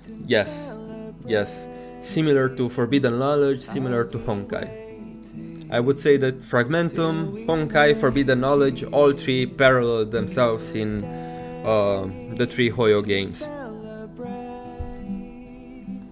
I'll be waiting till we make it. Okay, so Dr. May, but on crack. I mean, which Dr. May? Maybe Honkai Impact or Dr. May. GGZ Dr. May? Let me tell you, Herta is nothing compared to her. If you want to see an unhinged version of Dr. May, that's the one. Okay, let's take the rest in order.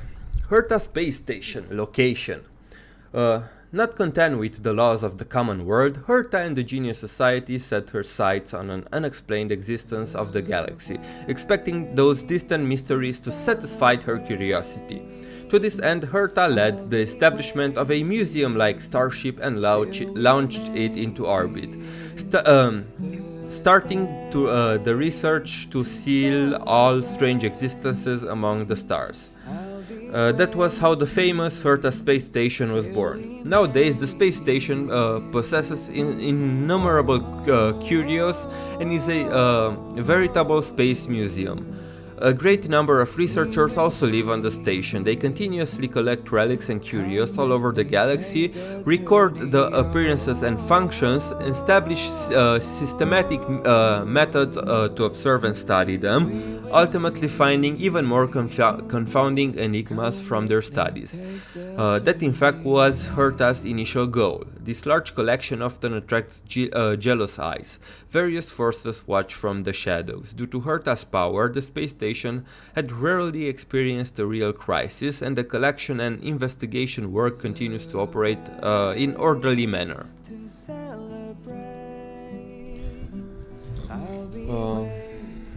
I forgot the name, but there is a girl that looks like Mei Young with glasses. Pella, yes. There's Pella, but she's not a version of Mei, if that's what you want to ask. She's a different character.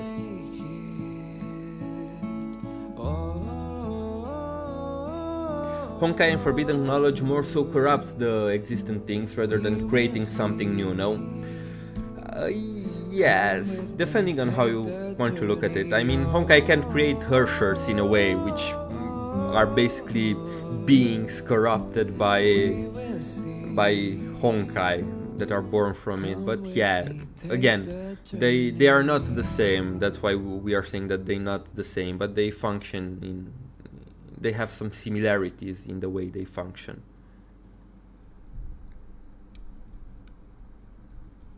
It's so sad how the space station itself became yet another experiment Herta lost interest in. I mean,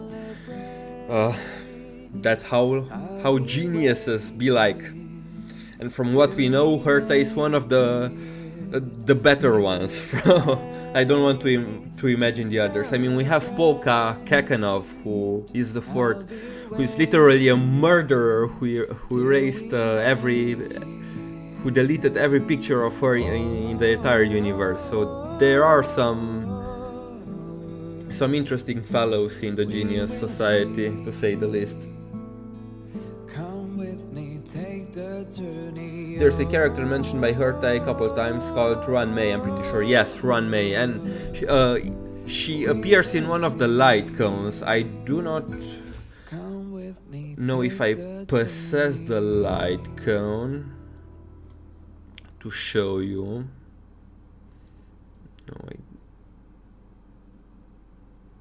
No, I don't see it. Okay, this is the light cone. And many people, this is Krolum, this is Herta, and many people believe that this is Ruan Mei. I saw this, people speculating on this. Which by the looks of it, I don't think she's a Mei variant from another branch. But who knows, maybe the way she looks in the light cone is different. We will see. We have a list of the members in the wiki somewhere. I don't know, you should check if they updated. I remember that I looked at some point at the wiki page for the Genius Society, but there was no list with all the members that we know now from the game. Maybe they updated it, I don't know, you can just Google it and it will bring you there.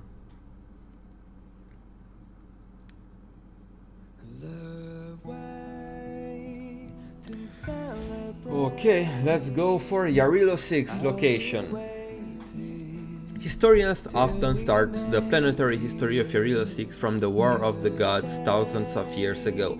The war between the 11 Perun states and the Veles Union army scorched the land for years until an early spring completely changed the fortune of war. And the Veles or Vilis, I don't know how you pronounce this, had a total victory.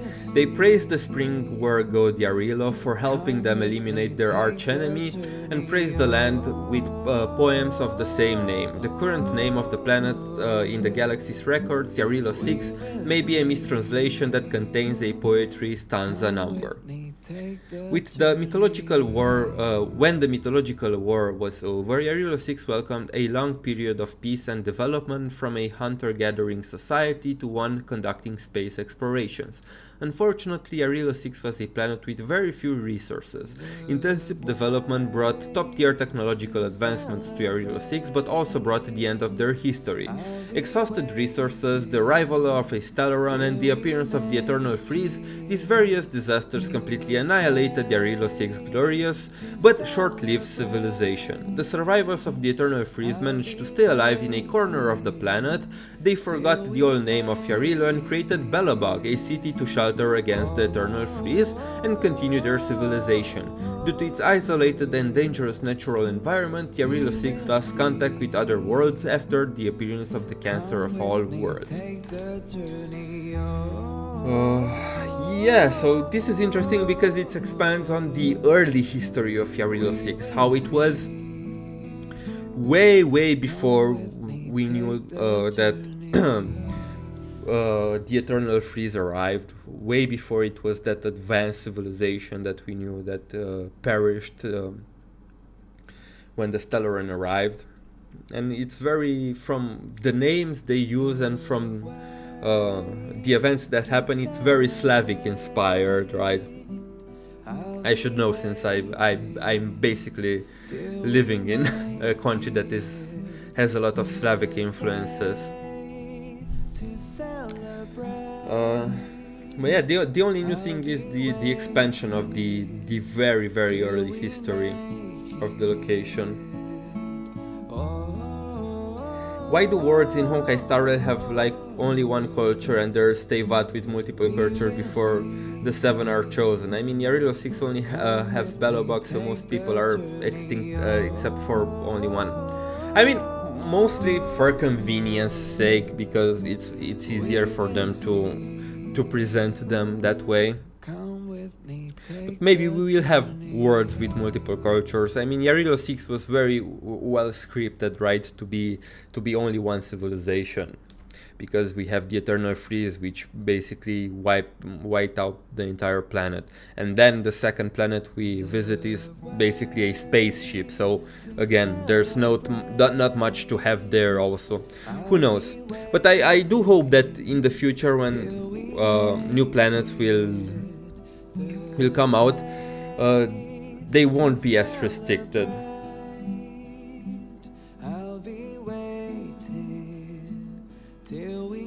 Yarilo, Perun, Veles are all pagan Slavic gods.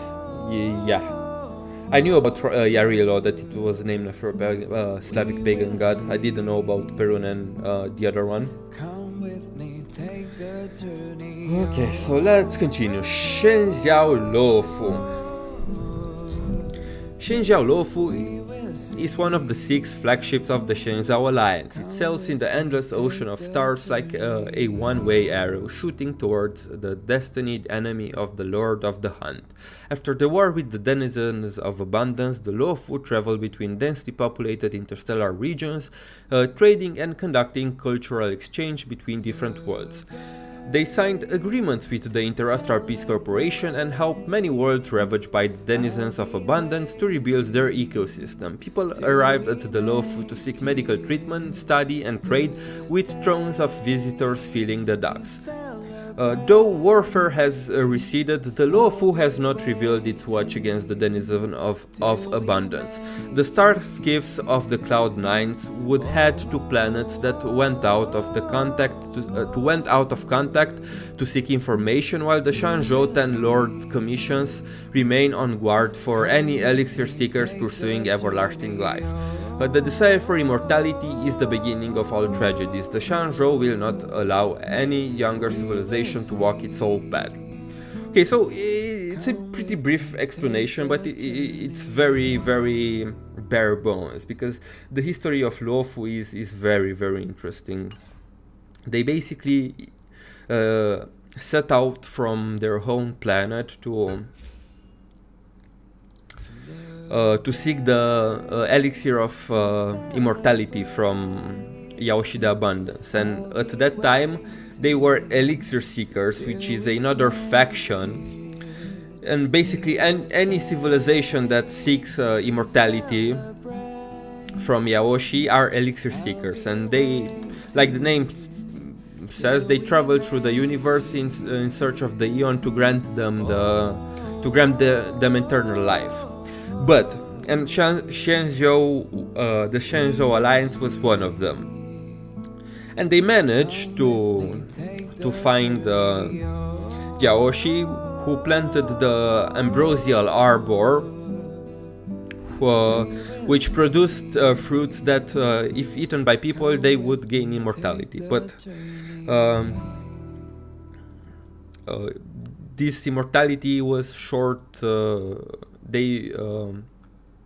not short-lived. The benefits of the immortality were short-lived, because soon they were plagued by overpopulation,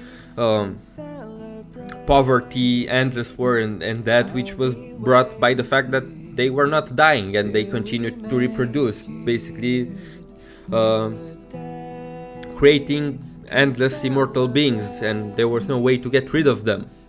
And that is when Lan, the Eon of Hunt, arose among them and basically took down the ambrosial arbor. And since then, the Hunt and the Abundance are in conflict with each other, and Lan is constantly hunting the denizens of Abundance, which are the followers of Yaoshi, to eliminate them from the galaxy and their blight.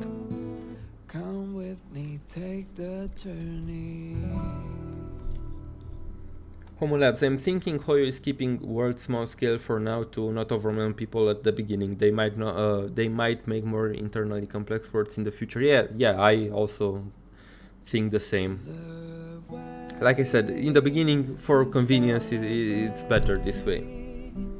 I'll be waiting till we make it the day to celebrate. Let's see, we still have a few things. Till we make it. Okay, let's... Next, Louis Fleming character. If you were to compose a list of the most famous mortals in the entire galaxy, then Louis Fleming, the man famous for 700s and so Ember eras, must have his name there. He is the founder of the Interastral Peace Corporation, a bona fide lifetime member of the board of directors, and the only person who had attended all 14,600 board meetings. He is also the most powerful person in the universe after the Eons. As the IPC's biggest stakeholder, Louis Fleming's wealth is now literally beyond count. Many even joke that this mysterious tycoon is the Eon of Wealth. Some are convinced that Louis Fleming is only a legend. No mortal body can possibly endure such an eternity. Some surmise that Louis is a name inherited by generations of the same family. Some believe Director Fleming is a myth deliberately maintained by the IPC. Some believe that the man used his wealth to obtain immortality, and some claim that Louis had turned himself into data and discarded his mortal shell. Some even say that Director Fleming had already ascended and became a god. The official line from the Interstellar Peace Corporation is that Louis Fleming had definitely existed and still exists. Apart from that, all other information about the man remains top-class secret. Okay, so this is very interesting. This is the founder of the IPC, which is the biggest corporate entity in the entire universe. There are so many factions, I love it. It seems to me that Hoyo has big plans for the game, yes. And they say right now we know about how many? 27, and some of them are mentioned in the game that don't have an entry, but around 30 factions. And they mention in the game that are over 100, so there are still a lot more factions to come and a lot of possibility to explore with them. I'll be waiting till we make it. He's more powerful than the founder of the Genius Society? I mean, that's why they imply in the text. We will see. Who knows? Come with me, take the journey.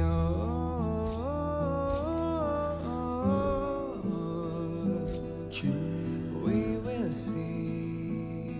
Okay, so we still have a few characters. Aiden. This is another member of the Genius Society. If I remember, he's number 22. If Xandar had never existed, then there might not have been a Genius Society in the world, and mortals would have one less ivory tower on a mountain. However, if Aiden had never existed, then mortals would not have known where the mountain is. Aiden set the universal laws for the entire galaxy, which transformed it from a distant concept to a tangible, measurable, and comprehensible objective existence. The 9-worded formulae he created replaced traditional algebra and geometry and still shapes natural laws to this day. He was also generous as the first member of the Genius Society to publicly share his findings. He selflessly shared his talent with others, seeking wisdom, propelling galactic civilization ever onward. When various scientific fields were established, these founders always said that they were standing on Aiden's shoulders. Countless mathematicians and engineers in endless amber eras have bravely scaled this peak of wisdom, but none had ever reached the great man's earlobes. People named the most fundamental unit in the mechanical physics as Aiden. It wasn't just due to his achievements in the fundamental science, but also a reminder to posterity that Aiden, the 22nd member of the Genius Society, was the force that moved scientific advancement forward in the galaxy. He had left innumerable legacies, and the stars will always respect and remember him. Okay, so this is another very important figure in the society, who basically was the Einstein of the galaxy, if you want to, or the Tesla of the galaxy, if you want to look at it. Come with me, take the journey. Yeah, so Aiden made Math 2.0. and a very interesting thing about Aiden. Let me... Take the journey. Because we have his portrait in Herta's office. This is the man. And I said it last time in my last stream. He looks like he's basically a Genius Society version of Auto Apocalypse. He resembles especially GGZ Auto a lot. And I was thinking that it would have been interesting if Aiden was just another version of Otto on the imaginary tree. I mean, look at him.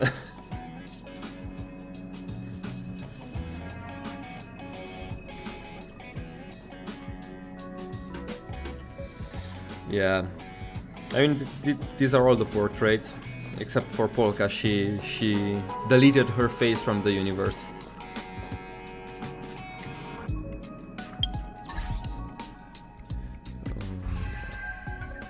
And I think we had one more character, right? Yeah, Rupert the Emperor character.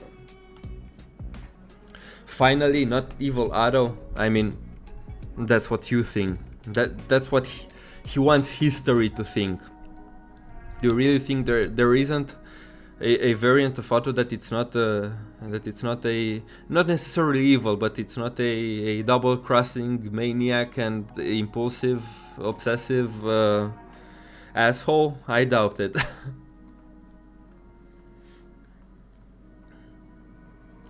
Okay, Rupert the Emperor character. A computer dumped in a trash pile miraculously became self-aware, ultimately sparking a war that would engulf half the galaxy. The first of the mechanical emperor's wars. Rupert rose from the landfill while persistently improving its computational power.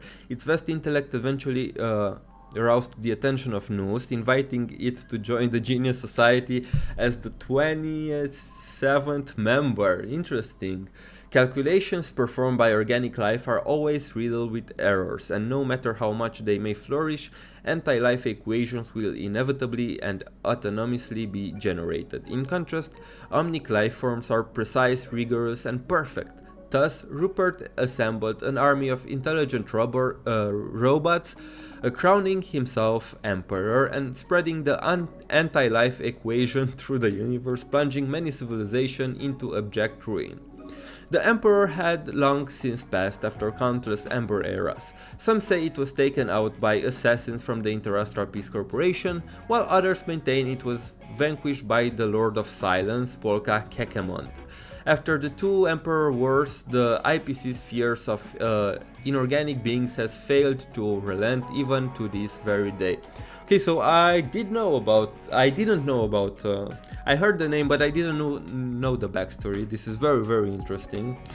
So like Noose, this was just another supercomputer that was even recruited into the society by Noose itself, but this was a bit radical, right? This is our biggest fear right now. If AI takes over and wants to destroy us, give it a couple more years, and Rupert, the Emperor, could rise in reality. Telling history he was a good guy was basically Otto's fetish. I know that's what I said it. Ugh. Interesting.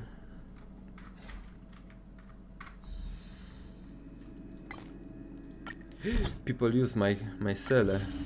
Thank you. I need the credits.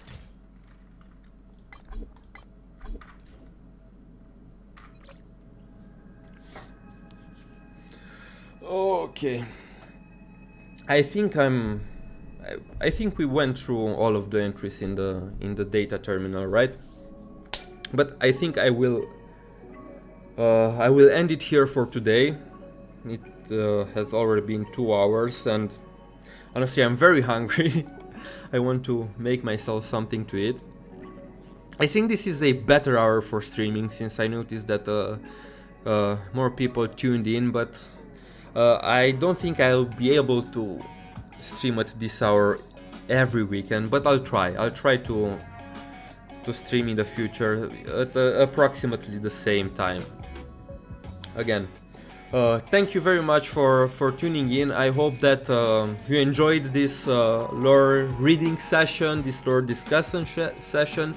I hope that it helped you in any way, shape or form. I mean, this is why I do this. I really want to help people understand how the Honkai universe works, how these games are related, and yeah, I'll be back next week. Regarding what we will talk next week, I'm not sure. Initially, I wanted to talk about Chapter 36 of Honkai Impact 3rd, but I think that people are still playing Star Rail, and not many have have gotten to play the new chapter. So maybe we will do Star Rail and we'll continue reading lore and do Honkai Impact in 2 weeks, so that people can have the time to catch up on the newest story. Anyways, again, thank you very much for tuning in, and I'll see you guys next time. Bye bye.